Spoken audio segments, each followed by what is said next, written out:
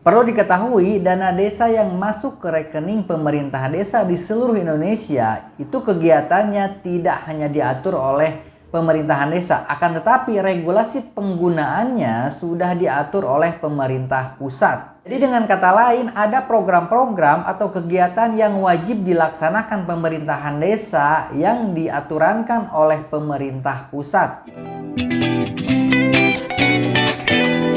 Assalamualaikum warahmatullahi wabarakatuh. Selamat siang sobat semua, salam sejahtera. Kembali lagi di channelnya seputar informasi desa.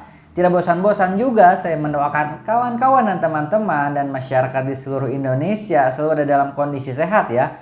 Selalu dilancarkan aktivitas dan rezekinya.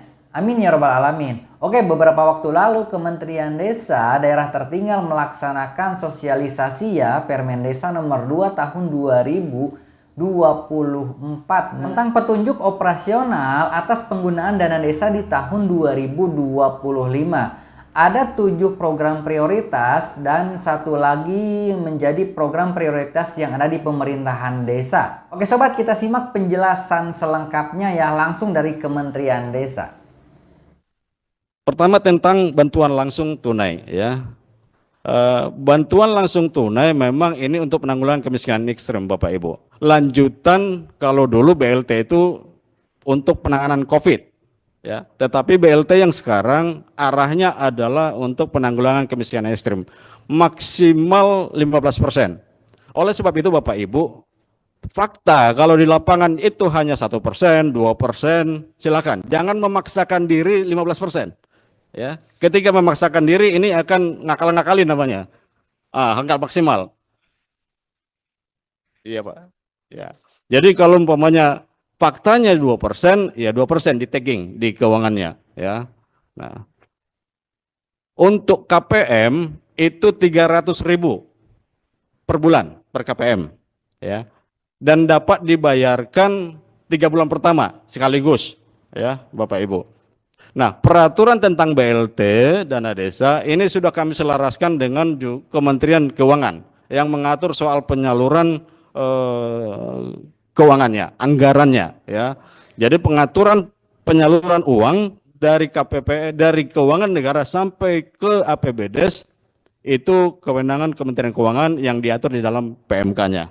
Dana desa juga diberikan ruang ya, karena memang perubahan iklim yang sekarang ini, kebijakan nasional juga bagaimana desa berperan terhadap perubahan iklim. Nah, pengendalian terhadap kekeringan, banjir, kemudian juga longsor, ya, kemudian juga bagaimana mitigasinya, kemudian juga pengembangan desa ramah lingkungan. Menu-menunya sudah kami siapkan Bapak Ibu, ya. Menu-menunya tinggal Bapak Ibu nanti menyesuaikan kebutuhan di lapangan, ya. Apa masalah, kemudian solusinya, kemudian dana desa sudah ada gitu, ya. Kemudian next terhadap layanan kesehatan, ya. Layanan kesehatan, ya. Ini juga dana desa sudah diberikan ruang untuk itu, ya. Tinggal Bapak Ibu nanti ketika persoalan di lapangan itu apa, ya. Dana desa cukup membantu. Umpamanya penanganan stunting, ya, stunting, ya. Kemudian juga penanggulangan TBC, ya. Seiring dengan asta cita Pak Presiden juga, ya, penanganan TBC juga ini perlu juga ditanggulangi, ya. Kemudian penanganan penyakit menular lainnya, ya. Nah, kemudian pengembangan pelayanan dasar kesehatan. Bentuknya seperti apa? Dana desa bisa membeli vitamin, kemudian juga mengakses layanan kepada puskesmas, ya. Kemudian juga membantu warga miskin untuk bisa cepat, ya, terhadap akses umpamanya untuk orang ibu hamil, ya, vitaminnya, makanannya dan sebagainya, ya. Next. Nah, untuk penanganan stunting ini ada tiga hal ya, intervensi spesifik, kemudian juga intervensi sensitif, kemudian juga tata kelola, ya, tata kelola pelaksanaan stunting. Jenis-jenis layanan dari dana desa, penggunaan dana desa sudah kami siapkan menu-menunya, dan ini sudah diskusi dengan Kementerian Kesehatan, ya, sudah diskusi dengan Kementerian Kesehatan. Kemudian juga tentang TBC ya. Karena ini hal yang spesifik kemarin arahan Presiden juga. Nah, dana desa untuk bisa membelikan vitamin ya. Kemudian juga akses perobatan ya. Kemudian juga diberikan insentif kepada kader TBC ya. Karena ini program strategis ya dalam hal kesehatan ya. Kemudian bagaimana penanggulangan TBC di tingkat desa. Nah, Pak Kepala Desa jangan khawatir ya, semua sudah disiapkan dari sisi nada desa, tinggal bagaimana pelaksananya di lapangan. Kemudian juga ketahanan pangan ya. Ketahanan pangan seperti yang disampaikan oleh Pak Menteri tadi, memang BUMDes menjadi lembaga yang strategis ya dalam melaksanakan ketahanan pangan desa ini ya. Nah, oleh sebab itu besar harapan kami Pak Kepala Desa bagaimana menggerakkan BUMDes ini gitu. Kami mohon Kepala Desa untuk menempatkan pengurus BUMDes itu yang profesional dalam bisnis ya. Memilih pengurus mulai dari direksinya sampai pengurus BUMDes itu yang paham bisnis Bapak Ibu ya. Kemudian BUMDes ini arahnya ya atau perannya ada dua nanti ya. Dia sebagai produsen, kemudian juga sebagai off-taker, ya, sebagai produsen maupun sebagai off-taker. Ya. Nah, ketika dia produsen, ya, dia melibatkan kelompok tani, Bapak Ibu, ya, pelibatan kelompok tani. Ketika nanti umpamanya ketika musdes sudah ditetapkan, dalam musdesnya sudah ditetapkan tematiknya, ya, tematiknya. Kalau umpamanya bahasa dulu adalah produk unggulan. Potensi unggulannya, umpamanya cabai, ya, melon, ya, kemudian padi, jagung dan sebagainya, ya. Jadi BUMDes bisa berperan sebagai produsen dengan bekerja sama dengan kelompok-kelompok yang ada di desa. Umpamanya jagung berarti kelompok tani, ya. Kalau umpamanya ikan bisa bekerja sama dengan kelompok pembudaya ikan. Kemudian kalau dia peternak, umpamanya ternak sapi, ternak ayam, ya, BUMDes bekerja sama dengan kelompok-kelompok tani. Nah, ketika dia BUMDes menjadi off-taker, ya, menjadi off-taker. Nah, berarti BUMDes berperan bekerja sama membeli hasil dari kelompok tani, kelompok nelayan maupun kelompok peternak. Ya, nah, permodalan penyertaan modal dari dana desa. Jadi mekanismenya nanti akan diatur di dalam juknis ini, ya, atau modul ini, bagaimana dana desa itu masuk ke BUMDes. Nah, itu nanti akan kami jelaskan tata caranya, tata cara dana desa masuk ke BUMDes. Nah, kemudian ketika BUMDes melakukan pengelolaan dana desa tadi minimal 20% masuk ke BUMDes. Nah, kemudian BUMDes melakukan aktivitas bisnis tadi, ya. Nah, dalam hal dia sebagai produsen maupun off-taker, kemudian dia bisa bekerja sama, ya. BUMDes bisa bekerja sama dengan banyak pihak, baik dalam kelembagaan ekonomi lokal di desa maupun di tingkat yang lebih tinggi, ya. Umpamanya cabai. Kalau cabai sesuai dengan kebutuhannya, tersuplai ketahanan pangannya di desa, overproduksi, maka BUMDes bisa dengan BUMD maupun eksportir. Ya. Kemudian BUMDes juga sedapat mungkin akan bekerja sama dengan dapur, ya, dapur makan bergizi gratis. Ya. Sehingga ada keterjaminan supply atau produksi dari kelompok-kelompok tani ke BUMDes, kemudian dari BUMDes ke dapur. Ya, ini untuk menjaga juga kebijakan ketahanan pangan, ya, maupun makan bergizi gratis.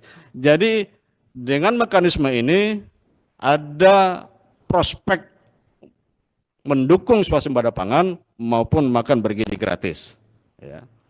Oleh sebab itu Bapak Ibu, di juknis juga nanti, ya, agar kepala desa maupun pengurus BUMDes, ya, betul-betul memperhatikan beberapa hal. Pertama, bagaimana perhitungan RAB mereka, ya. RAB-nya seperti apa? Umpamanya cabai. Cabai tadi dibutuhkan berapa luas lahan, ya. Lahannya siapa? Apakah lahan kerjasama, lahannya milik masyarakat, ya, atau seperti apa? Atau lahan pihak ketiga. Nah, ini perlu kerjasama dengan pemilik lahan. Atau BUMDes sudah punya lahan sendiri gitu. Nah, kemudian analisis kelayakan usaha, Bapak Ibu, Pak Kades, ya. BUMDes maupun pemerintah desa ya memperhitungkan atau membuat analisis kelayakan usaha. Layak enggak gitu. Ya. Kalau layak dilanjutkan, kira-kira gitu. Kemudian memperhatikan penyiapan lahan, lahannya mendukung enggak terhadap tematik tadi, ya. Kemudian pembibitan, ya. Kemudian pemanenan, penyimpanan, kemudian pemasaran, ya. Bekerja sama dengan siapa BUMDes ini, ya. Apakah dengan sekarang sangat memungkinkan BUMDes bekerja sama dengan online, apa itu market, ya, market gitu. Kemudian juga memperhitungkan BEP-nya, ya, break even point-nya. Ya. Kemudian Bapak Ibu, ya, fokus pengguna lainnya untuk keunggulan potensi desa, ya. Dana desa sangat dimungkinkan, ya, selain desa wisata umpamanya, ya, ada potensi lain, ya. Dana desa juga bisa untuk digunakan untuk hal tersebut, ya. Kemudian desa digital, ya, ini memastikan ya support dari dana desa terhadap penguatan desa digital di tingkat desa dalam hal layanan publik, kemudian juga layanan administrasi kepemerintahan, kemudian juga akses pasar. Next, padat karya tunai, ya.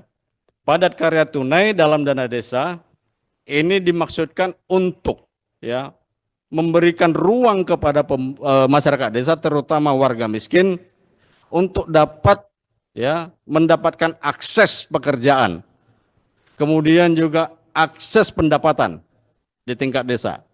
Supaya apa? Supaya dana desa tidak bergerak keluar, tetapi justru dana desa itu bergerak di level masyarakat, meningkatkan pendapatan masyarakat, kemudian meningkatkan kesejahteraan masyarakat.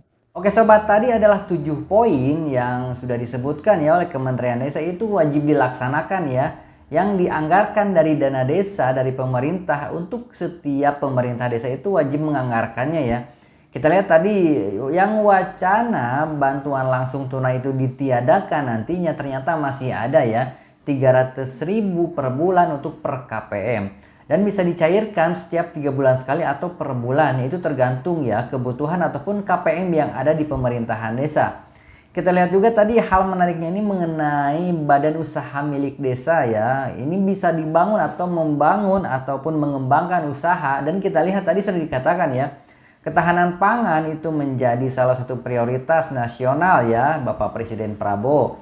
Makan bergizi gratis itu bisa disuplai nantinya dari ketahanan tersebut ataupun badan usaha milik desa yang usahanya itu dikembangkan oleh BUMDes yang ada di pemerintahan desa. Nah, itu menjadi peluang usaha ya bagi masyarakat yang ada di desa. Sobat, demikian informasinya, mudah-mudahan bermanfaat. Semoga di tahun 2025 teman-teman ataupun kawan-kawan sudah memiliki gambaran ya seperti apa kegiatan yang tadi sudah diregulasikan ya, 7 program dari pemerintah ataupun kebijakan nasional untuk dana desa. Lalu jaga kesehatan sobat, jaga pola makan, istirahat yang cukup, olahraga yang teratur bila perlu, dan selalu semangat menjalani aktivitasnya. Wassalamualaikum warahmatullahi wabarakatuh.